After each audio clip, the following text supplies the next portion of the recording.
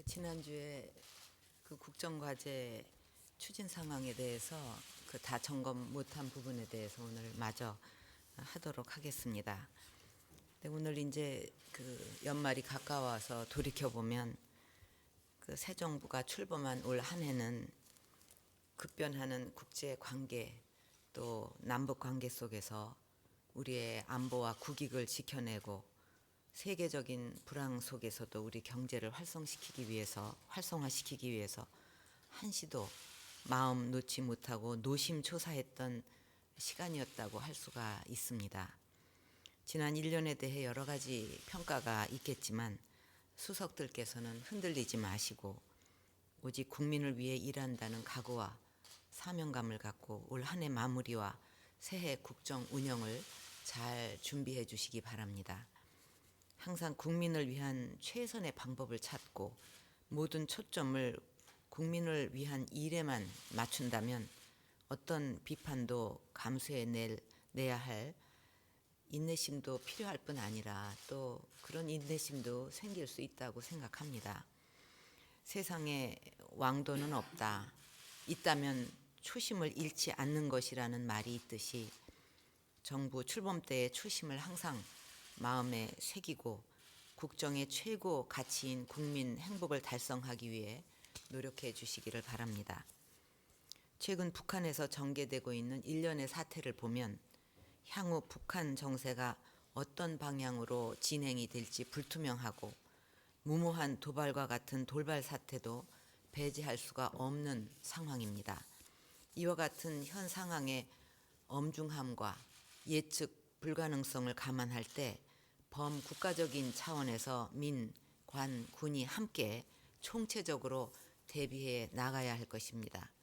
특히 북한이 우리 내부의 분열을 꾀하고 혼란을 야기할 우려에 대해서도 철저하게 파악을 해야 할 것이고 이런 대치 상황일수록 국민들이 불안해하지 않고 생업에 종사할 수 있도록 정부는 최선을 다해야 할 것입니다. 국가안보실을 중심으로 관련 동향을 예의주시하면서 모든 상황에 대비해 나가기를 바라고 또 군과 경찰은 다양한 유형의 도발 등에 대비해서 특히 서해 5도를 비롯한 북한과 인접한 지역에 대한 감시 등 안보 태세를 강화하고 치안 유지에도 만전을 기해주기 바랍니다. 모든 공직자들도 당분간 비상근무 체계를 유지하고 여러 상황에 대비해서 추후에 소홀함이 없도록 해주기 바랍니다. 지금의 불투명한 상황을 슬기롭게 이겨낼 수 있도록 국민 여러분께서 뜻을 하나로 모아주시고 특히 정치권에서도 각별히 국민의 안위와 안보에 대한 관심과 통합의 노력을 다해 주시기를 기대합니다. 지난주에 비정상의 정상화 과제와 추진 계획을 발표했습니다.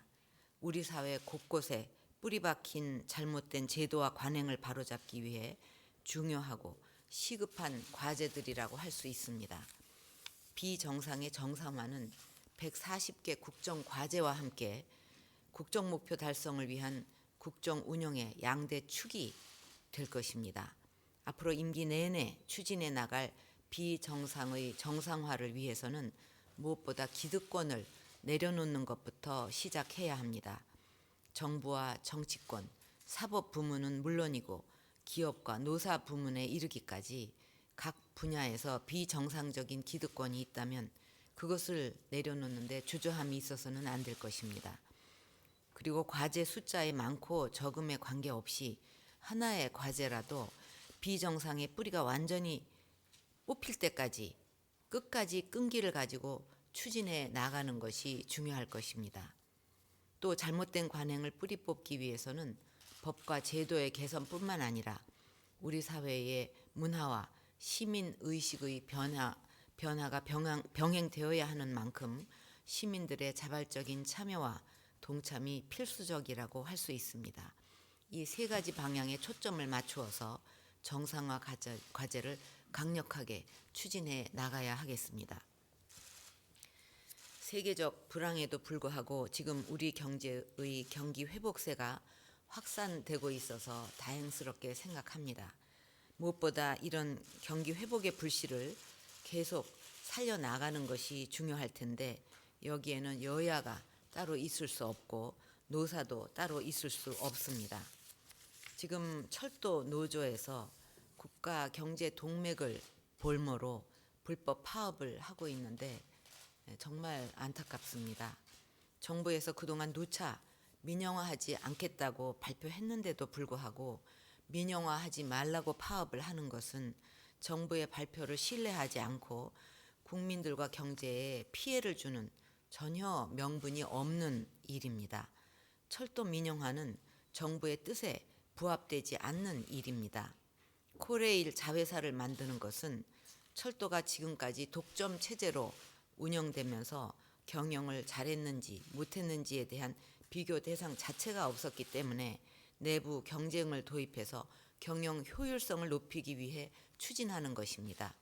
민간 자본이 아닌 공공 자본을 통해서 설립되는 자회사이기 때문에 민영화하고는 전혀 관계가 없습니다.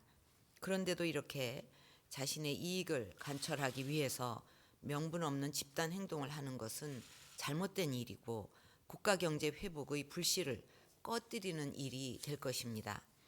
노사는 협상 테이블에서 문제를 해결할 수 있도록 지도력을 보여주셔서 국가 경제가 발목을 잡히는 일이 없도록 해주시기 바랍니다. 경제는 정부와 대통령, 정치권, 국민 모두가 한마음으로 일어나서 힘을 모아야 가능한 일이 아니겠습니까? 이것은 대통령의 의지나 정부의 의지만 가지고는 안 되는 일이 아니겠습니까? 정부는 어렵게 살아난 경기 회복의 불씨를 더욱 키워나가기 위해서 내년에도 경제 활성화와 민생 안정에 최대 역점을 두고 국정을 운영해 나갈 것입니다. 특히 곧 발표될 2014년 경제 정책 방향은 정부의 2년차 경제 운영 청사진으로 국민들의 관심과 기대도 큰 만큼 충실하고 알차게 준비가 되어야 할 것입니다. 금년에는 추경 등을 통해서 정부 주도의 경기 회복 모멘텀을 만들어 갔다면 내년에는 민간 투자, 민간 소비가 제대로 살아나서 우리 경제가 시장을 중심으로 탄탄하게 성장해 나가도록 만들어 나갈 필요가 있습니다. 그리고 금년에는 상대적으로 장년층 중심의 일자리가 늘어났는데 내년에는 특히 청년층과 여성층의 실질적인 일자리 창출에 정책 역량을 집중해 나가기를 바랍니다. 또 금년에는 저성장을 탈피하기 위한 경제 회복에 중점을 두었다면 내년에는 정상적인 궤도에 성장 궤도에 오를 수 있도록 하고 아울러 지속적인 성장을 위한 경제 체질 개선, 신성장 동력 발굴, 미래 대비 투자에도 역점을 두기를 바랍니다. 이번 겨울은 예년보다 길고 추울 것이라고 합니다. 이런 때일수록 보이지 않는 곳에서 묵묵히 국가 발전과 국민 안전을 위해 헌신하고 있는 우리 사회의 숨은 영웅들을 기억해야 한다고 생각합니다. 전방을 지키는 장병들과 독도 수비대, 국민의 안전과 재산을 지키기 위해 헌신하고 있는 소방관과 경찰, 격오지 근무 공무원들, 남국 기지의 연구대원들, 해외 건설 노동자와 파병 군인 등 모든 분들의 노고에 감사를 드립니다. 우리나라가 3년 연속 무역 1조 달러를 달성하고 국민들이 안심하고 생업에 종사할 수 있는 것도 이처럼 많은 분들이 보이지 않는 곳에서 묵묵히 노력한 덕분입니다. 이분들이 더욱 힘을 내서 근무할 수 있도록 사기를 높이는 일에 힘써주기를 바랍니다. 또한 우리 주위에는 혼자 사시는 어르신들, 어린 나이에 가정을 책임진 소년, 소녀, 가장들, 기본적인 생계도 어려운 분들처럼 사회에 도움을 필요로 하는 어려운 이웃들이 많이 있습니다. 어려운 이웃, 소외된 계층이 따뜻하게 겨울을 날 수 있도록 우리 사회 전체의 세심한 관심과 배려가 필요합니다. 우리 사회가 서로 도우며 살아가는 따뜻한 사회가 될 수 있도록 건강한 기부 문화 조성과 상부상조의 전통을 되살리는 일에도 각별한 노력을 기울여 주기를 바랍니다.